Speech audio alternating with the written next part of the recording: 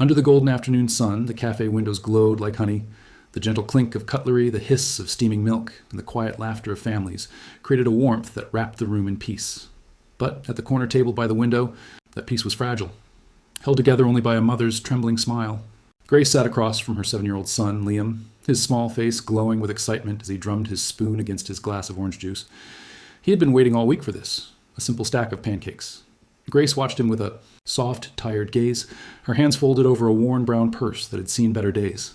The morning sunlight reflected off its faded leather, highlighting every crease, every reminder of the years she'd stretched every dollar to keep them both going. She had promised him this meal, no matter what it took. And for a while, as he laughed and talked about school, it almost felt like everything was fine. But when the check landed gently on the table, the illusion broke. Grace's heart sank. Her fingers fumbled through the wallet, receipts, coins, a folded grocery list, and that was all. But the color drained from her face. She looked at Liam, still grinning, syrup on his cheek, and swallowed hard. She couldn't let him see. Across the room, the waiter, Daniel, stood watching quietly. He was in his late 20s, clean uniform, hair neatly tied back, moving with a kind of tired grace that comes from long hours and polite smiles. He noticed the hesitation, the way Grace's eyes darted around, the small sigh that escaped her lips. He approached gently, notebook in hand. "Is everything okay, ma'am?" Grace's voice was barely a whisper. I'm so sorry. I think I might have left my card at home." Other customers turned slightly, pretending not to stare but unable to look away. The manager glanced over from behind the counter, his brows tightening.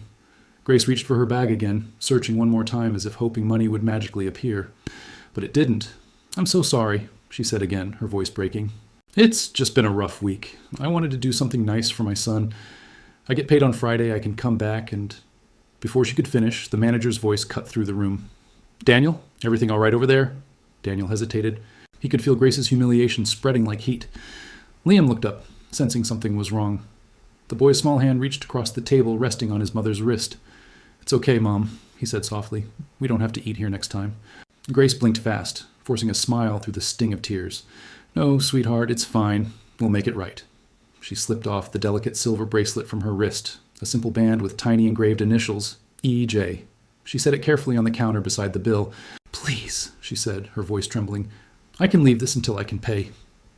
Daniel froze. For a moment, the sounds of the cafe faded, the chatter, the plates, even the music. His gaze locked onto that bracelet. Something deep inside him shifted, like a memory, clawing its way to the surface. His hand trembled as he reached out, fingertips brushing the cool metal. Where did you get this?" His voice was barely audible, almost afraid of the answer. Grace looked confused. It's from someone I lost years ago," she said gently. "It's all I have left." The initials caught the sunlight again, and Daniel's throat tightened. The cafe seemed to tilt around him as flashes of memory returned. A woman's laughter in a small garden, the smell of soap and lilies, a hand placing that very bracelet around his wrist when he was a child. His breathing quickened. This belonged to my mother," he whispered, his voice cracking. Grace's eyes widened. "You're... what?" The manager started to walk over, irritation in his step, but Daniel raised a hand to stop him. His expression had completely changed. The other customers went silent, their curiosity turning into quiet awe as they watched this strange moment unfold between two strangers, bound by something neither could explain. Grace looked down at the bracelet again, her eyes filling. "She must have been very kind," she whispered. "A nurse gave this to me when I was in the hospital years ago. I never even got her name. She said it came from someone who believed in helping others." Daniel stepped back, staring at the floor as tears welled in his eyes. His hands shook as he tried to steady himself. The bracelet gleamed faintly in the light, just like it had the last day he saw his mother before she passed away. The cafe was utterly still. Even the kitchen staff peeked through the door, sensing something bigger than coincidence was happening. Grace looked up, worried that she had offended him somehow. "I'm sorry if this means something to you. I didn't know." Daniel shook his head slowly, voice trembling. "No, you don't need to apologize. You couldn't have known." But what he said next made everyone's heart stop. "This isn't just any bracelet. My mom used to wear this every day before she died." Grace's lips parted, her eyes filled with disbelief. Liam clutched her arm, sensing the weight of what was happening, even if he didn't understand it. The room seemed frozen in golden light, two lives colliding through a single object, a single moment of fate. Daniel took a shaky breath, staring at Grace, then at the boy beside her. The realization hit him hard. This wasn't an accident. It couldn't be. He looked back at the bracelet one more time, whispering under his breath, "How did it find its way back here?" And before Grace could answer, before anyone could speak, Daniel's tears finally fell. The entire cafe watched, as he whispered again, this time barely audible, "This belonged to my mother." The sound of his voice cracked through the silence like lightning, leaving everyone frozen in disbelief. If you believe kindness can change someone's life in a single moment, don't forget to like this video and share it with someone who still believes in good hearts. The sunlight was still pouring through the cafe windows, but something had changed. The laughter, the chatter, even the clinking of cups seemed to fade away, replaced by a silence heavy with emotion. Daniel sat across from Grace, his hands trembling, eyes locked on the small silver bracelet glimmering against her wrist. His throat tightened as he whispered, Where did you get that?" Grace looked down, confused at first. The bracelet had always been with her, a symbol of comfort and strength through the hardest years of her life. Her voice softened.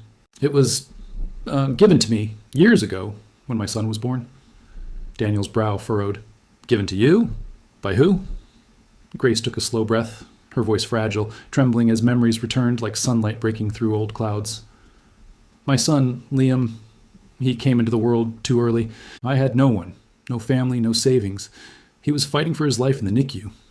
I remember crying in that hospital hallway when a nurse sat beside me. She didn't say much, but she took off her bracelet and pressed it into my hand.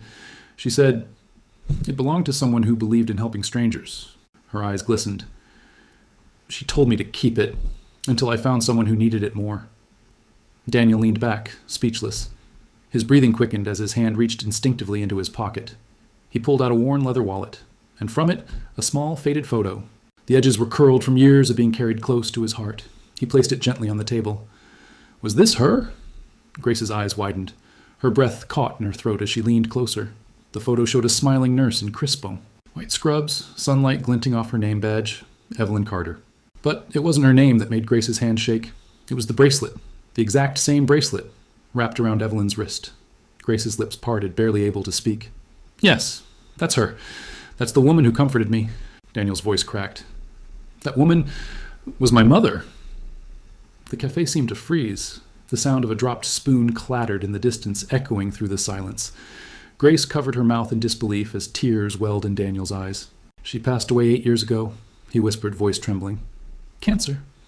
She always said she wanted her kindness to keep traveling, even after she was gone." Grace felt her heart twist. The room blurred through her tears. "She said the same thing to me," she whispered, "that this bracelet would remind people they're never truly alone." For a long moment, neither of them spoke. It was as if the air itself had grown sacred, a bridge between two souls connected by one act of compassion. Then Daniel exhaled shakily, trying to smile through his tears. He pushed the bill aside. "Your meal's on me, and your son's too." Grace shook her head, overwhelmed. "No, please, I couldn't." But Daniel gently stopped her, his eyes soft. "My mom helped you once. Now, it's my turn." He stood and turned to the counter, his voice firm but kind. "Add 2 slices of pie for the boy, and pack a sandwich for later." The cashier, who'd been watching silently, nodded with misty eyes. Around the cafe, whispers spread. A young couple at the next table quietly slipped a few bills onto Grace's check. An older man near the door raised his coffee cup in quiet respect. What had started as a tense, ordinary lunch had transformed into something extraordinary, a chain of kindness reigniting in the sunlight. Grace looked at Daniel, her voice breaking. "I never expected kindness to return this way." Daniel smiled softly, blinking through tears. "That's the thing about kindness," he said. "It never really disappears. It just finds its way home." Grace reached for her son Liam, who watched in wonder, his little hand clutching the pie box. She whispered to him, "Always remember, baby, the world is full of good people. Sometimes they just show up when you least expect it." As they stood to leave, the cafe door swung open, letting in a warm gust of afternoon light. The bracelet caught the sun one last time, scattering little flares of light across the table. Grace smiled and gently slipped it off, placing it in Daniel's palm. "It's home now," she said softly. Daniel stared at it, the metal still warm from her wrist, and felt a strange peace settle over him. For the first time in years, the ache of loss in his chest began to fade. He looked out the window, his eyes drifting toward the clear blue sky. His voice was barely a whisper. "You kept your promise, Mom." And in that quiet moment, surrounded by sunlight and the hum of distant conversations, it felt as though Evelyn herself was there, smiling through the golden air. What happened next would touch everyone in that cafe. The owner quietly announced that day's meals for single mothers would be free. "In memory of Nurse Evelyn," he said with a trembling smile. Grace and Liam turned back, stunned, as every person in the room began to applaud softly. It wasn't about the money anymore. It was about connection. The invisible thread of love and kindness that had outlived death itself. Outside, Grace took Liam's hand and walked down the sunlit street, her heart light for the first time in years. Behind her, Daniel stood in the doorway, the bracelet still in his palm, shining like a promise fulfilled. The sunlight caught it perfectly, glinting one last time before he closed his hand around it and whispered, "Thank you, because that day." In a small café filled with strangers, one act of compassion found its way back home. Would you have done what Daniel did if you were in his place? Tell us in the comments, because sometimes the smallest kindnesses come full circle when we least expect them.